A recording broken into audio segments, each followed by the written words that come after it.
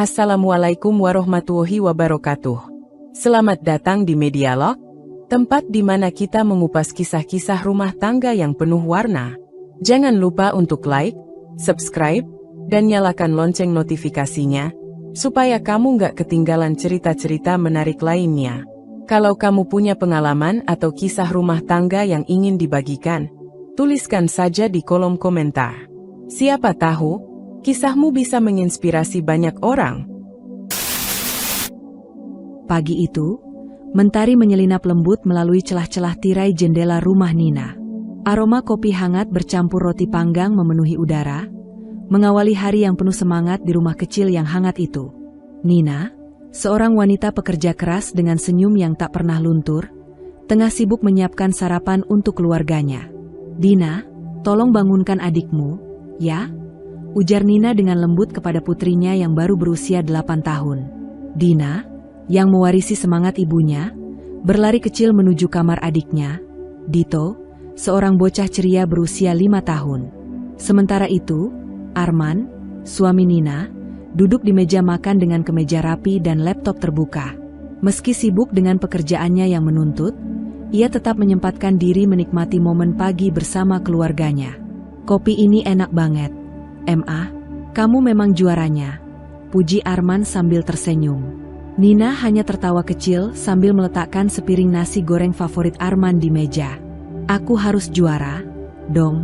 Kalau bukan aku yang manjain kamu, siapa lagi?" candanya.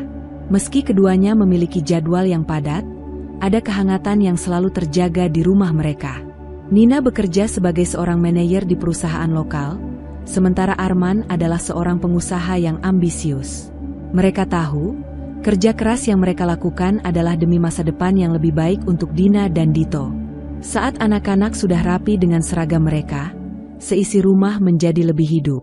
Dina dan Dito saling berlomba memasukkan kotak bekal ke dalam tas masing-masing, sementara Nina dan Arman tersenyum melihat tingkah lucu mereka. "Anak-anak, jangan lupa doa sebelum belajar, ya?"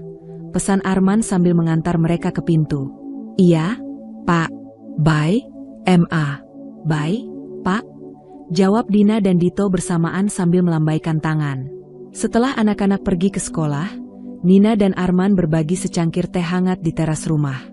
Di tengah kesibukan mereka, momen seperti ini terasa begitu berharga. Hari-hari berlalu, dan rutinitas di rumah Nina dan Arman berjalan seperti biasa. Namun, ada sesuatu yang berbeda di udara. Senyum Nina masih setia menghiasi wajahnya.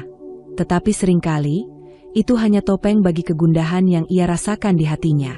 Arman semakin tenggelam dalam pekerjaannya. Pulang larut malam sudah menjadi hal biasa, dan bahkan ketika ia berada di rumah, pikirannya sering tersita oleh notifikasi dari ponselnya atau dokumen-dokumen yang harus diselesaikan.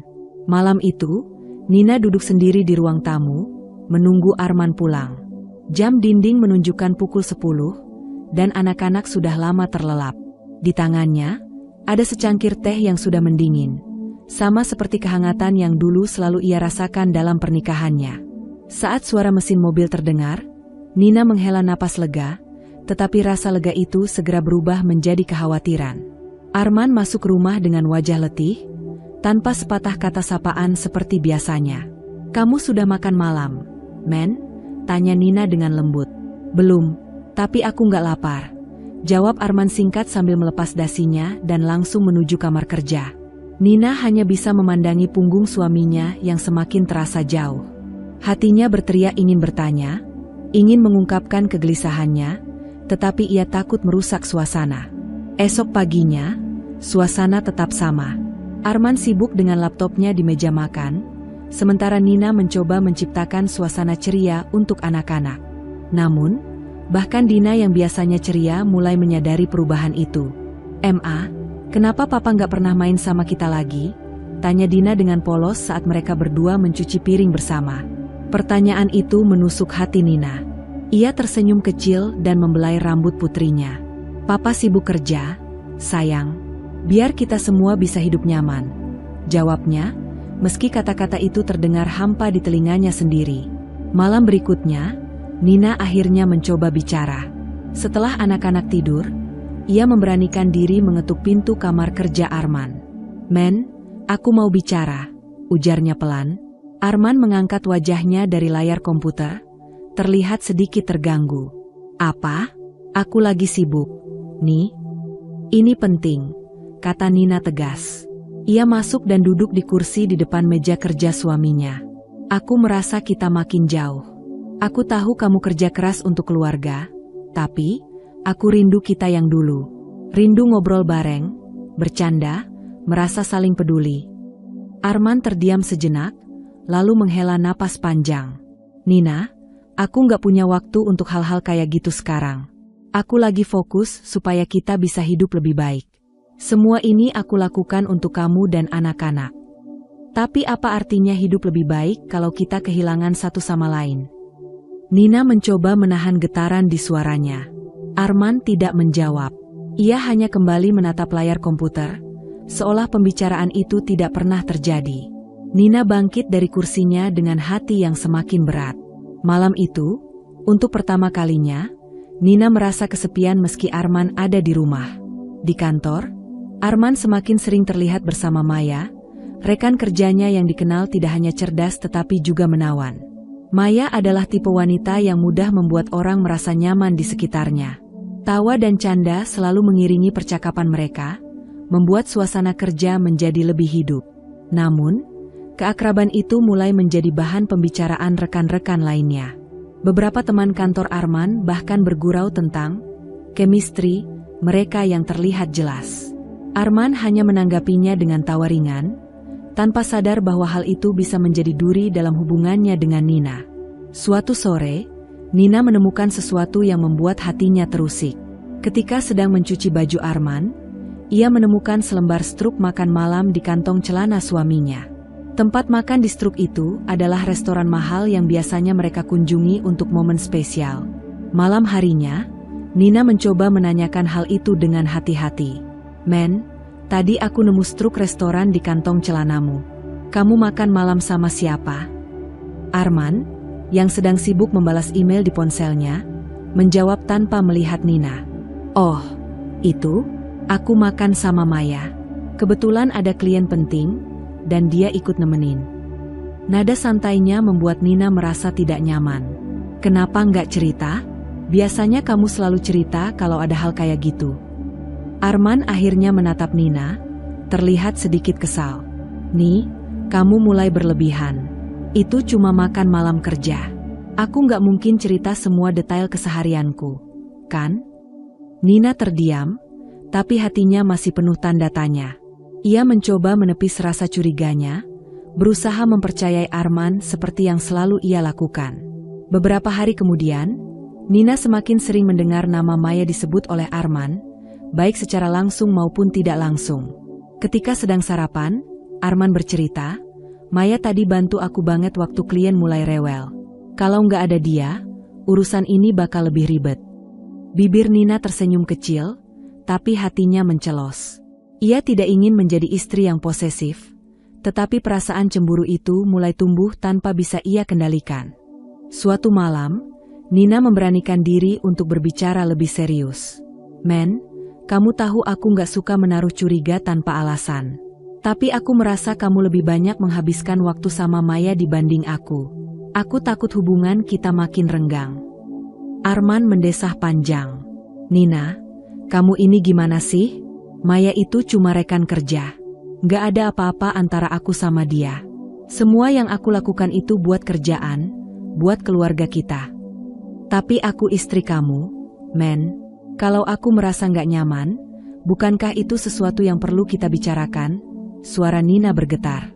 Arman mengalihkan pandangannya, seolah mencoba menahan kesabaran. Aku capek. Nih, aku sudah bilang nggak ada apa-apa. Apa kamu nggak bisa percaya sama aku? Percakapan itu terhenti di sana, meninggalkan Nina dalam kebimbangan. Ia ingin mempercayai suaminya, tetapi bayang-bayang Maya terus menghantui pikirannya.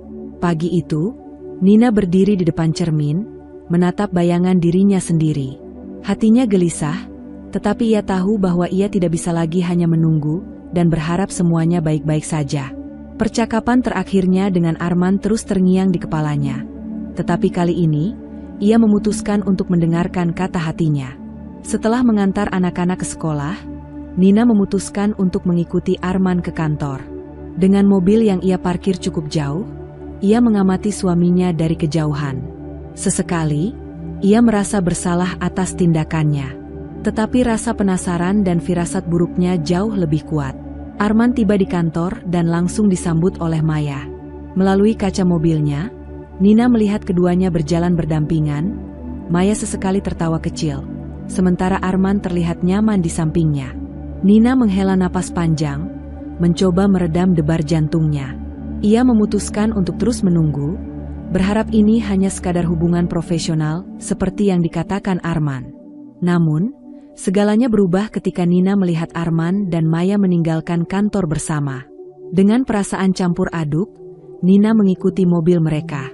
Jalannya semakin jauh dari kawasan bisnis, hingga akhirnya berhenti di sebuah restoran kecil yang tenang. Nina memarkir mobilnya di seberang jalan, menatap dari kejauhan saat Arman dan Maya masuk restoran. Mereka memilih meja di sudut, terlihat akrab dan santai. Mata Nina tak bisa lepas dari mereka, terutama saat Maya menyentuh tangan Arman sambil tersenyum. Apa ini yang selama ini dia sembunyikan? Pikir Nina, hatinya mulai terasa sesak. Setelah beberapa saat, Nina melihat Arman dan Maya keluar dari restoran, tetapi alih-alih kembali ke kantor, mereka berjalan ke sebuah hotel kecil tak jauh dari sana. Saat itulah, dunia Nina terasa runtuh. Dengan tangan gemetar, Nina keluar dari mobilnya, mengikuti langkah mereka dari kejauhan. Ia berusaha tetap tenang, tetapi tiap langkah yang ia ambil terasa seperti duri yang menusuk hatinya. Di lobi hotel, ia melihat Maya menggenggam tangan Arman dengan penuh kelembutan. Tanpa pikir panjang, Nina mendekat. "Arman," panggilnya dengan suara yang bergetar. Arman dan Maya terkejut. Wajah Arman pucat, sementara Maya tampak terdiam, tak tahu harus berbuat apa. "Nina, ini nggak seperti yang kamu pikirkan." Arman tergagap, berusaha menjelaskan. "Bukan seperti yang aku pikirkan." Nina menahan air matanya. "Jadi, ini yang kamu sebut hanya rekan kerja? Ini yang kamu bilang semua untuk keluarga kita?" Arman terdiam, tak mampu menjawab. Maya pun perlahan mundur, meninggalkan mereka berdua dalam keheningan yang mencekam. Nina menarik napas dalam-dalam, berusaha menjaga ketenangannya. "Aku percaya sama kamu, men. Aku melawan rasa curiga demi menjaga keluarga kita. Tapi ternyata, kamu yang menghancurkannya." Arman mencoba mendekat, tetapi Nina mengangkat tangan, menolaknya. "Kita selesai di sini. Kalau ini yang kamu pilih, aku tidak akan memaksamu. Tapi jangan harap aku akan terus diam dan menerima." Tanpa menunggu jawaban, Nina berbalik dan meninggalkan Arman yang masih berdiri terpaku. Air mata akhirnya mengalir di pipinya, tetapi ia merasa kuat untuk pertama kalinya. Ia tahu, kejujuran itu memang menyakitkan, tetapi lebih baik daripada hidup dalam kebohongan. Nina pulang dengan hati yang hancur setelah melihat dengan mata kepalanya sendiri pengkhianatan Arman. Ia tidak langsung berbicara malam itu, melainkan menunggu hingga anak-anak tertidur. Namun, rasa sakit yang terus membara di dadanya tak bisa lagi ia tahan. Saat jam menunjukkan pukul 9 malam, Arman akhirnya tiba di rumah. Langkahnya tenang seperti biasa, seolah tidak ada hal yang terjadi. Tetapi ketika ia masuk ke ruang tamu, ia menemukan Nina duduk di sofa, menunggunya dengan tatapan yang sulit diartikan. "Kita perlu bicara," kata Nina dengan suara tegas yang penuh emosi terpendam. Arman menghela napas berat, sudah menduga ini akan terjadi. "Nina, aku bisa jelasin semua ini. Kamu salah paham." "Cukup, Arman." Nina memotong dengan nada tinggi. Air matanya mengalir, tetapi ia tak peduli lagi. "Aku sudah lihat semuanya dengan mata kepalaku sendiri. Kamu dan Maya. Apalagi yang mau kamu jelaskan?" "Dengar dulu, Nina." Arman mencoba meredakan situasi. "Maya cuma teman kerja. Apa yang kamu lihat di hotel itu?" "Berhenti bohong," teriak Nina, suaranya pecah. "Aku lihat cara kalian saling menatap, cara dia menyentuhmu. Itu bukan hubungan profesional. Arman, kamu pikir aku bodoh?" Arman berdiri diam, tangannya mengepal, mencoba menahan amarahnya sendiri. Aku sibuk kerja untuk keluarga ini, Nina. Semua yang aku lakukan ini demi kamu dan anak-anak. Demi keluarga? Nina tertawa sinis.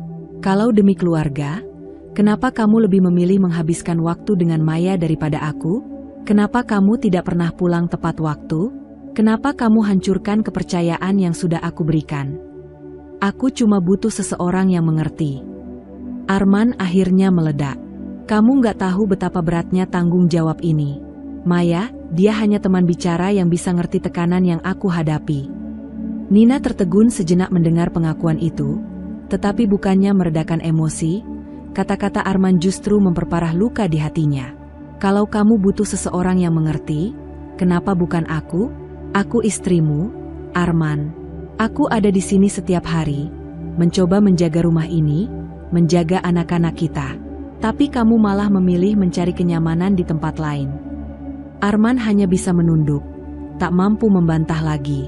Nina menarik napas panjang, mencoba menenangkan dirinya meskipun dadanya masih terasa sesak. Aku sudah cukup, Arman. Aku nggak bisa terus hidup seperti ini. Kalau kamu nggak bisa menghormati aku dan pernikahan ini, lebih baik kita akhiri saja. Wajah Arman berubah tegang. Kamu mau cerai? Tanyanya dengan nada rendah, tetapi penuh dengan ketegangan. Iya, jawab Nina dengan tegas.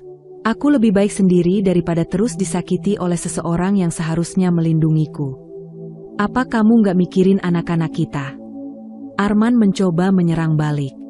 Justru karena aku mikirin anak-anak. Aku nggak mau mereka tumbuh di tengah kebohongan dan hubungan yang penuh racun seperti ini, balas Nina, matanya menatap tajam ke arah suaminya. Keheningan yang mencekam menyelimuti ruangan. Nina berbalik menuju kamar, meninggalkan Arman yang berdiri membisu, terbakar oleh rasa bersalah dan amarah yang bercampur. Malam itu, Nina tidur dengan air mata yang terus mengalir, tetapi hatinya mulai merasa lega. Ia tahu, keputusannya tidak mudah. Tetapi ia memilih untuk menghargai dirinya sendiri dan memberikan kehidupan yang lebih sehat bagi anak-anaknya. Setelah perceraian resmi diputuskan oleh pengadilan, hak asuh anak-anak jatuh kepada Nina. Namun, itu bukan akhir dari cobaan yang harus ia hadapi. Arman, bersama Maya, mulai mengusik kehidupannya dengan berbagai cara. Dari tuntutan untuk bertemu anak-anak, hingga sindiran-sindiran tajam di media sosial yang seolah diarahkan pada Nina. Kamu nggak akan bisa handle semuanya sendiri, tulis Maya di salah satu unggahan Instagramnya. Meskipun tidak menyebut nama, Nina tahu kalimat itu ditujukan padanya. Sementara itu, keluarga besar Arman juga tidak tinggal diam. Mereka mulai menyalahkan Nina atas hancurnya rumah tangga tersebut. Kalau Nina lebih bisa menjaga diri, suaminya pasti nggak akan berpaling, ujar salah satu tante Arman di acara keluarga yang kebetulan didengar oleh seorang teman Nina. Kata-kata itu kemudian menyebar seperti api di lingkungan sekitar. Masyarakat di sekitar tempat tinggal Nina pun mulai bergunjing. Beberapa tetangga yang dulu ramah kini menjadi dingin. Di warung, Nina mendengar bisik-bisik yang menyakitkan. Kasihan anak-anaknya, kena dampak karena ibunya nggak bisa mempertahankan rumah tangga. Iya, sih. Mungkin suaminya bosan. Nina memang kelihatan capek dan nggak terlalu memperhatikan penampilan. Nina hanya bisa menundukkan kepala, menahan rasa sakit yang semakin menggerogoti hatinya. Setiap komentar negatif terasa seperti pukulan yang terus-menerus menghujam. Di tengah situasi itu, anak-anak menjadi satu-satunya alasan Nina tetap bertahan. Dina, yang sudah mulai beranjak remaja, sering memeluk ibunya saat melihat air mata yang diam-diam mengalir di pipi Nina. "Ma, aku tahu Mama sedih, tapi aku tahu Mama nggak salah. Jangan dengarkan mereka," ujar Dina dengan suara lembut yang membuat Nina merasa sedikit terhibur.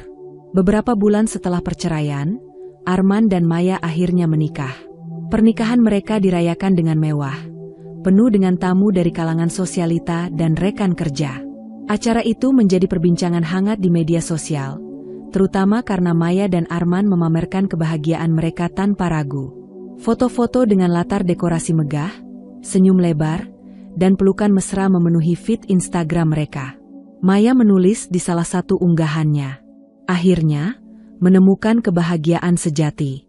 Terima kasih, Arman, telah memilihku untuk melengkapi hidupmu. Nina, yang sudah berusaha menjauh dari bayang-bayang masa lalunya, tidak bisa menghindari pembicaraan tentang pernikahan itu. Tetangga, teman-teman, bahkan kerabatnya sendiri membahas pesta tersebut seolah-olah itu adalah berita paling penting. Lihat deh, Nina, mereka kelihatan bahagia banget. Ya, ujar seorang teman lama tanpa sadar menyakiti hati Nina. Di rumah, Nina berusaha menjaga ekspresi di depan anak-anaknya, tetapi hatinya terasa seperti ditusuk ribuan jarum.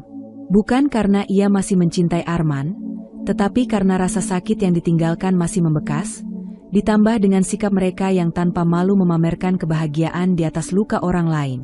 Arman juga tidak berhenti mengusik kehidupan Nina. Ia sesekali mengirim pesan, mengingatkan haknya sebagai ayah anak-anak mereka, tetapi pesan-pesan itu seringkali diiringi dengan sindiran tentang keberhasilan hidupnya sekarang. Kamu lihat Maya sekarang? Dia selalu mendukungku, Nina. Sesuatu yang mungkin kamu gak pernah bisa lakukan, tulis Arman dalam salah satu pesannya. Nina tidak membalas pesan itu, tetapi air mata yang ia tahan selama ini akhirnya tumpah. Ia merasa hancur, tetapi tidak ingin menunjukkan kelemahannya. Masyarakat di sekitarnya pun tidak membantu. Banyak yang menganggap Arman dan Maya sebagai pasangan yang serasi, sementara Nina dipandang sebagai sosok yang gagal. Beberapa orang bahkan mulai membanding-bandingkan Nina dengan Maya. Makanya, kalau mau suami betah, ya harus lebih cantik dan menarik seperti Maya, ujar salah satu tetangga dengan nada julid.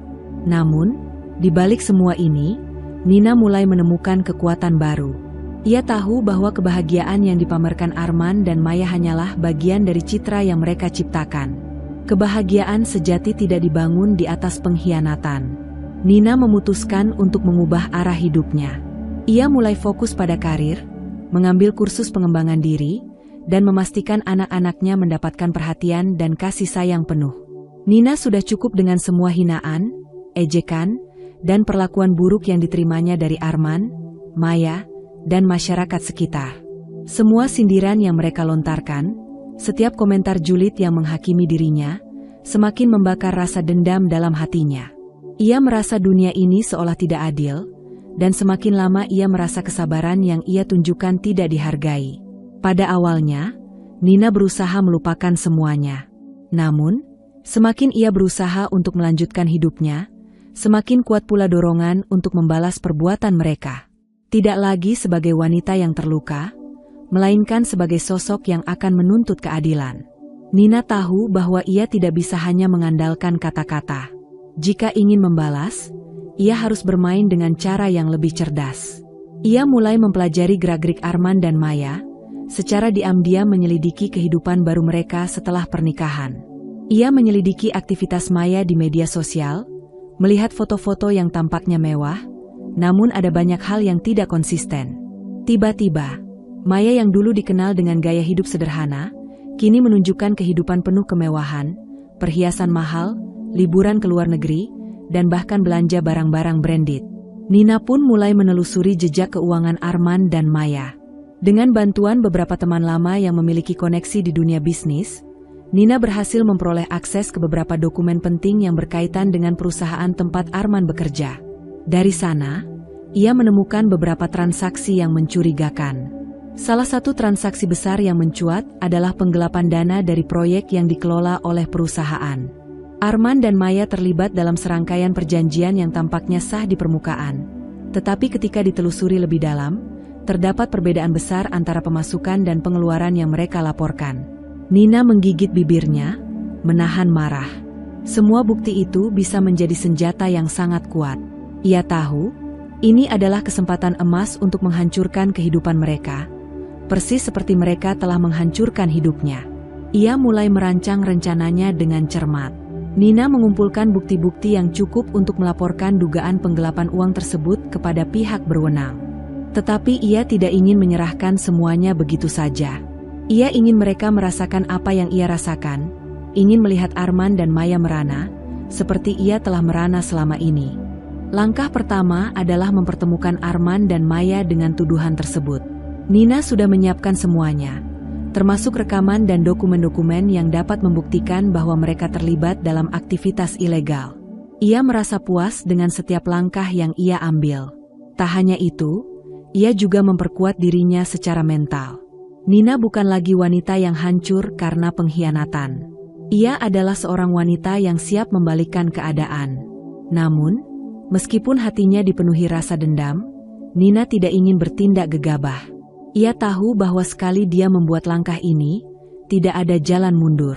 Ini adalah pertarungan hidup dan mati bagi dirinya. Mereka sudah cukup merusak hidupku, bisiknya, menatap bayangan dirinya di cermin. Sekarang giliran mereka merasakan apa yang telah mereka buat. Nina tahu bahwa untuk membongkar semua kebusukan Arman dan Maya, ia membutuhkan lebih dari sekadar bukti. Ia butuh seseorang yang berpengaruh, seseorang yang bisa membuka jalan bagi proses hukum. Disitulah Dimas, sahabat lama Nina, menjadi kunci penting dalam rencananya. Dimas adalah seorang atasan di perusahaan tempat Arman bekerja. Beberapa tahun yang lalu, Arman diterima bekerja di sana berkat hubungan dekat antara Nina dan Dimas. Mereka bertiga pernah menjadi teman baik. Bahkan Nina dan Dimas sempat memiliki hubungan yang lebih dekat sebelum Nina menikah dengan Arman. Dimas, meskipun kini menjadi atasan Arman, tetap menjaga hubungan baik dengan Nina, meskipun ia tidak tahu segala yang terjadi di balik layar. Nina menyusun strategi untuk mendekati Dimas dengan hati-hati. Ia tahu Dimas orang yang bijaksana dan selalu berpihak pada kebenaran. Jadi ia harus mengungkapkan semuanya secara hati-hati agar tidak membuatnya terkejut. Suatu sore, Nina mengundang Dimas untuk bertemu di sebuah kafe yang tenang. Setelah mereka saling menyapa, Nina langsung berbicara tanpa basa-basi. "Dimas, aku butuh bantuanmu," kata Nina dengan suara rendah, tetapi tegas. Dimas mengangkat alisnya. "Apa yang terjadi? Nina, kamu terdengar serius." Nina menarik napas dalam-dalam, kemudian memulai cerita panjang tentang perceraiannya dengan Arman dan segala yang terjadi setelahnya. Ia menceritakan bagaimana Arman dan Maya merusak hidupnya, termasuk temuan-temuan yang mengarah pada dugaan penggelapan dana di perusahaan tempat Arman bekerja. Dimas mendengarkan dengan seksama, wajahnya mulai terlihat serius. "Kamu yakin dengan apa yang kamu temukan?" tanyanya hati-hati. "Yakin. Aku sudah mengumpulkan cukup bukti. Aku tahu ini bisa menghancurkan hidup mereka, Dimas, tapi mereka tidak boleh lolos begitu saja setelah semua yang mereka lakukan padaku." Dimas terdiam sejenak, mempertimbangkan semua informasi yang baru diterimanya. Akhirnya, ia mengangguk pelan. "Aku bisa bantu, Nina. Aku masih punya pengaruh di perusahaan itu. Kalau apa yang kamu katakan benar, mereka harus bertanggung jawab." Nina merasakan lega yang luar biasa. Ia tahu, dengan bantuan Dimas, jalan untuk menghancurkan Arman dan Maya semakin terbuka. Dimas tidak hanya bisa memberikan akses ke dokumen-dokumen penting, tetapi juga mempengaruhi keputusan-keputusan besar di perusahaan.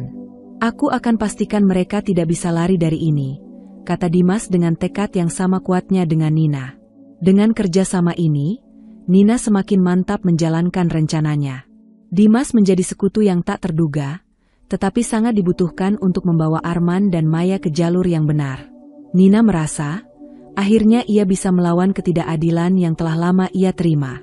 Nina duduk di ruang kerjanya, wajahnya pucat karena ketegangan, tetapi di dalam hatinya, ia merasa sebuah kemenangan yang telah lama ia tunggu. Di atas meja, terhampar bukti-bukti yang telah ia kumpulkan selama berbulan-bulan, rekaman video, percakapan email, dokumen penggelapan, dan transaksi ilegal yang melibatkan Arman dan Maya. Semua itu berada dalam genggamannya, dan ia tahu saat ini adalah waktunya untuk bergerak. Pagi itu, Nina memutuskan untuk melangkah lebih jauh. Ia sudah menyiapkan surat pengaduan ke pihak berwenang dan berbagai media besar. Dokumen yang menyangkut penggelapan uang perusahaan, serta bukti perselingkuhan Arman dan Maya, semuanya akan segera menjadi sorotan publik. Nina menghubungi Dimas, memastikan bahwa setiap langkah yang diambil tidak hanya legal, tetapi juga dapat mempercepat proses penanganan kasus ini. Dimas sudah memberikan lampu hijau dan bahkan membantu Nina menyiapkan dokumen-dokumen yang lebih kuat lagi untuk diserahkan ke pihak berwajib.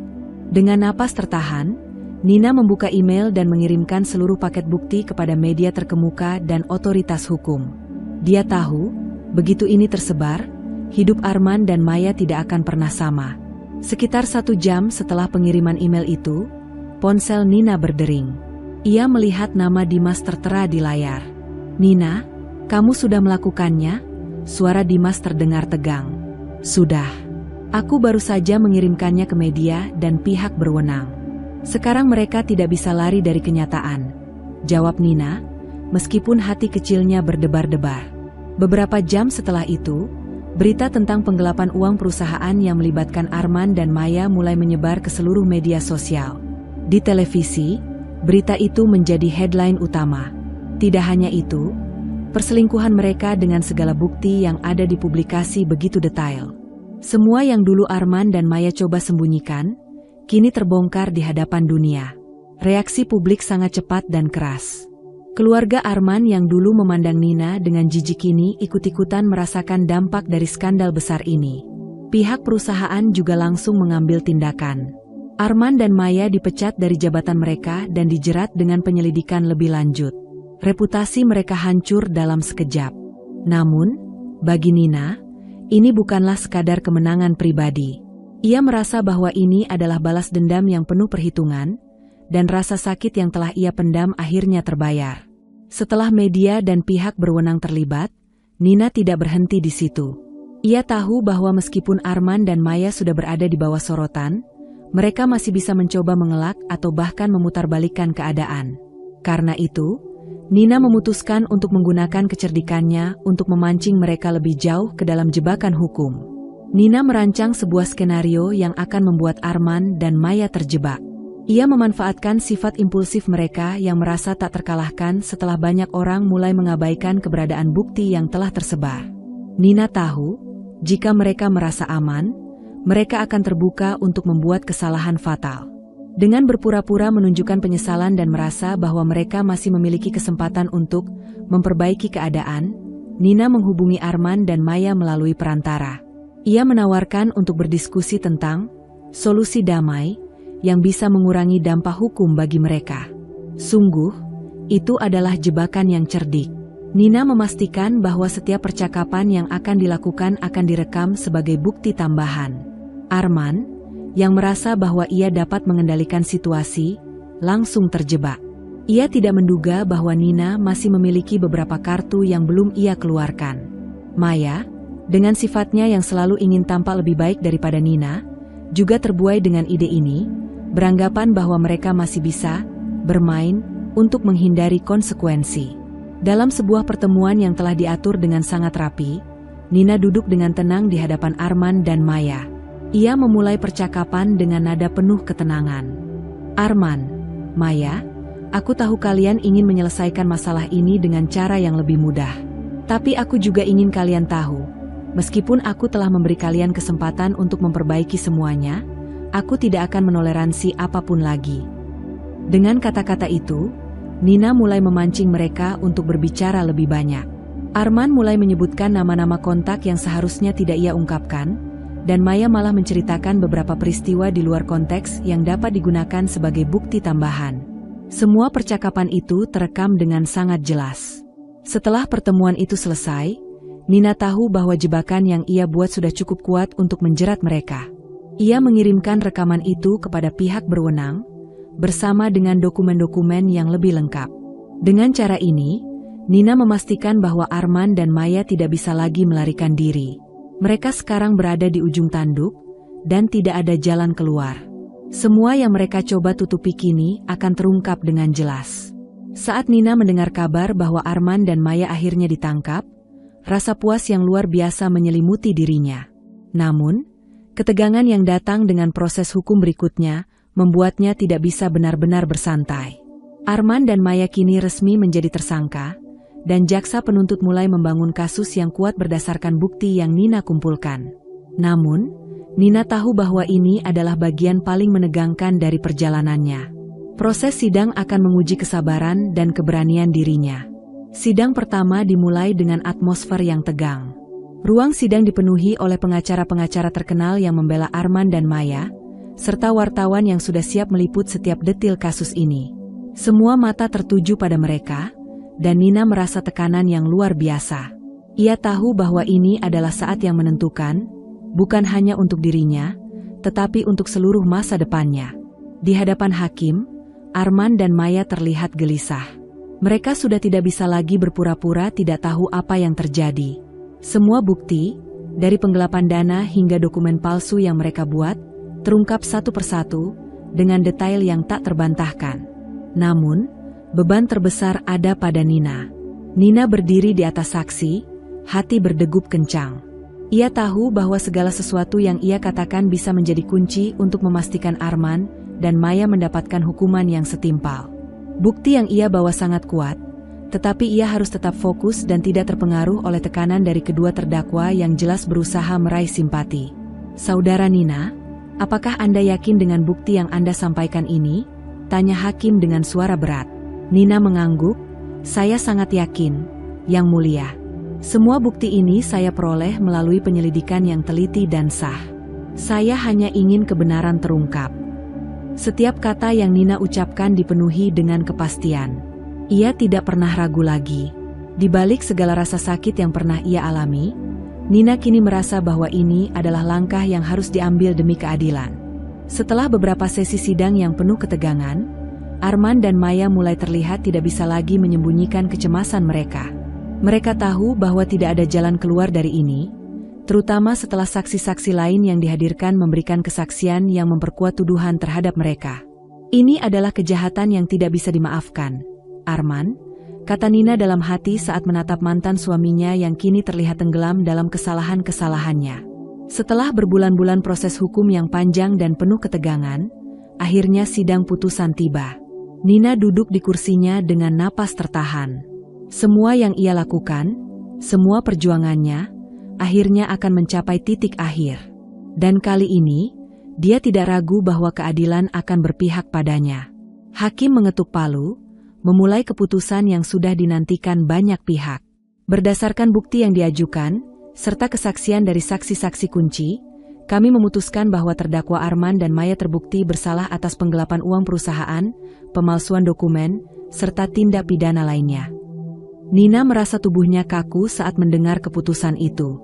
Meskipun ia tahu ini adalah kemenangan, sebuah perasaan tidak bisa ia hindari, perasaan tidak bahagia karena melihat kehidupan orang lain hancur. Arman, yang pernah menjadi bagian dari hidupnya, kini harus menghadapi kenyataan pahit. 20 tahun penjara, lanjut hakim, termasuk denda besar sebagai ganti kerugian yang telah mereka sebabkan. Selain itu, semua harta yang diperoleh melalui tindakan ilegal ini akan disita oleh negara. Air mata mulai menggenang di mata Nina. Bukan karena iba, tetapi karena kenyataan bahwa segala apa yang telah dilakukan Arman dan Maya untuk menghancurkan hidupnya kini berbalik melawan mereka. Mereka kini berada di ujung kehancuran, mereka telah kehilangan semuanya. Setelah putusan dibacakan, Arman dan Maya digiring keluar dari ruang sidang. Keduanya terlihat pucat dan tidak berdaya. Maya yang dulu angkuh, kini hanya bisa menundukkan kepala. Arman, dengan wajah penuh kekesalan dan kemarahan, tahu bahwa ini adalah akhirnya. Tidak hanya karir mereka yang hancur, tetapi semua yang mereka banggakan, dalam sekejap hilang begitu saja. Nina keluar dari ruang sidang dengan kepala tegak. Meskipun banyak yang menatapnya dengan pandangan penuh rasa kagum, ia hanya merasa lega. Ini bukan tentang kebanggaan, melainkan tentang keadilan yang akhirnya ditegakkan. Sambil berjalan menuju mobilnya, Nina menatap langit yang mulai gelap. Semua rasa sakit dan kehilangan yang ia alami sekarang terasa lebih ringan.